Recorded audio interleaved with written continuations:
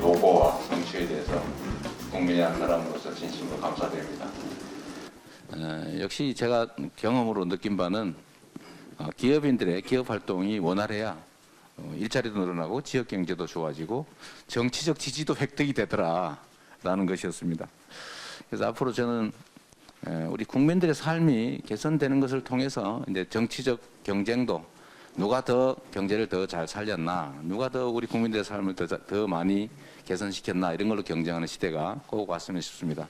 뭐 미리 준비하신 거 혹시 있을지는 모르겠고 혹시 하실 말씀 먼저 해주시면 제가 또 의견도 좀 드리고 그렇게 하겠습니다. 이 포괄적 네거티브 규제 제도로 규제 샌드박스를 한시적으로 시행하고 있습니다만은 실제로 저희 기업인들이 느끼는 이 체감 규제는 오히려 늘어나고 있는 게 아닌가 이렇게 느끼고 있습니다. 이게 뭔가 이유가 있을 거라는 생각이 듭니다. 후보님께서는 이런 그 소위 규제 개혁의 발목을 잡는 원인이 무엇이라고 보시는지, 또 그걸 어떻게 해결해 나가실지 말씀을 듣고 싶습니다.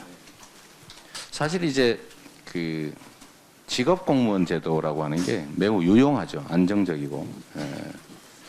근데 이 직업 공무원들은 사실은 이제 정년도 보장이 되고 고난도 보장이 되고 신분도 보장이 되니까 자기들 중심으로 이제 안주하는 경향이 실제 발생합니다.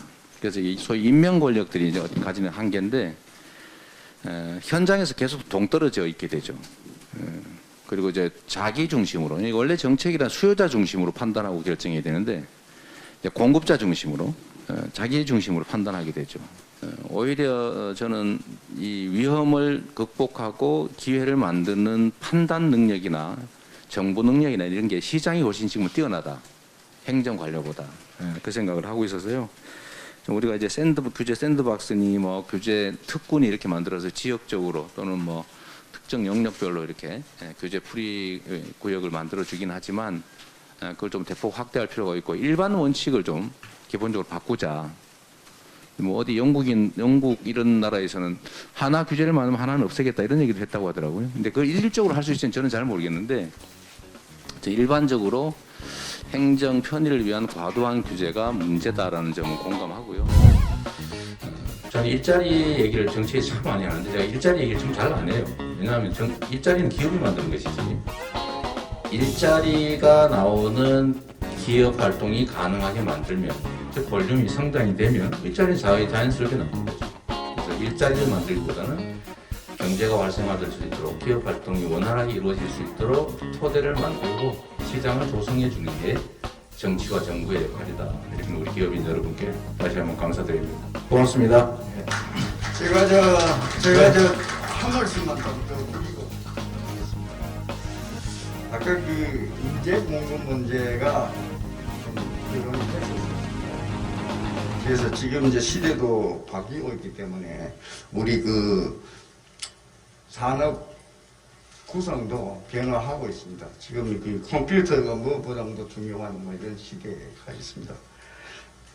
그만큼 중요한 부분이기 때문에 그런 일을 또 컴퓨터 일을 할 수 있는 사람이 많이 공급이 돼야 되지 않겠느냐 그런 생각입니다. 예를 하나 들면은 서울대 컴퓨터 공학과가 있는데 이게 뭐 10여 년 전에는 정원이 60명이었다고.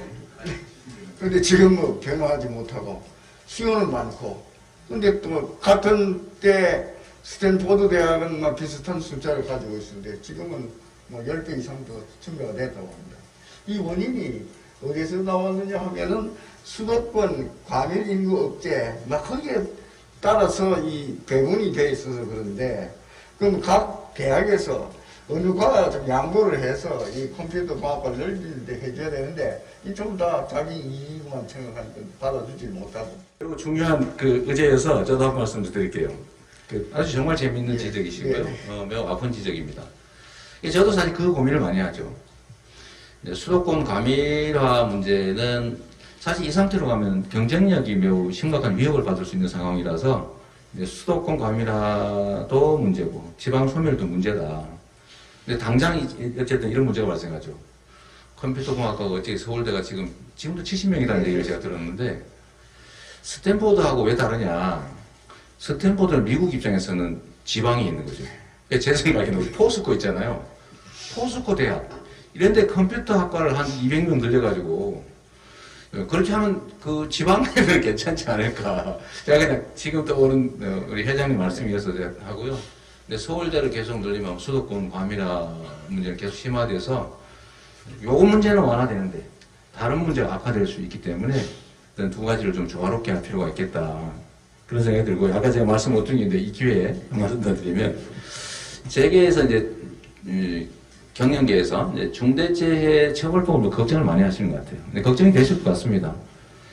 자칫 잘못하면 생각 못하게 형사처벌을 당하는 일이 발생할 수 있다는 우려가 있습니다. 근데 중대재해처벌법은 영국이 아주 대표적인 케이스인데 미국 같은 데는 이런 게 없잖아요, 그죠? 그런데 우리나라가 왜 전 세계에서 가장 산업재해율과 사망률이 높은가? 산재 사망률 미국보다 높다. 근데 그럼 미국에는 법이 없는데 왜 영국보다 산재 사망률이 낮냐? 이게 100% 대안이라고 할 수 없다는 뜻이기도 해요. 결국은 저는 우리 산업계에서 정말로 산업재해를 줄이기 위한 노력, 특히 중대재해가 발생하지 않게 하는 노력이 좀 필요하겠다. 좀 그 점들을 좀 고려하면 결국 저는 이 중대재해처벌법도 그 실제 적용은 거의 쉽지 않을 거라고 저는 보긴 합니다. 입증이 쉽지 않기 때문에요. 그럴 거긴 한데 이제는 이 문제도 기업 측도 고민이 되겠지만 또 이 산재로 아까운 목숨을 잃는 연간 2,000명이 넘는 사람들 또 그 가족들 입장에서 보면 또 심각한 그 주제이기 때문에 모두가 함께 정말 산재 사망률 또 산재율을 줄이기 위한 노력이 있으면 이 문제도 좀 쉽게 좀 조정이 되지 않을까 그런 생각을 합니다. 너무 크게 보지 않아요.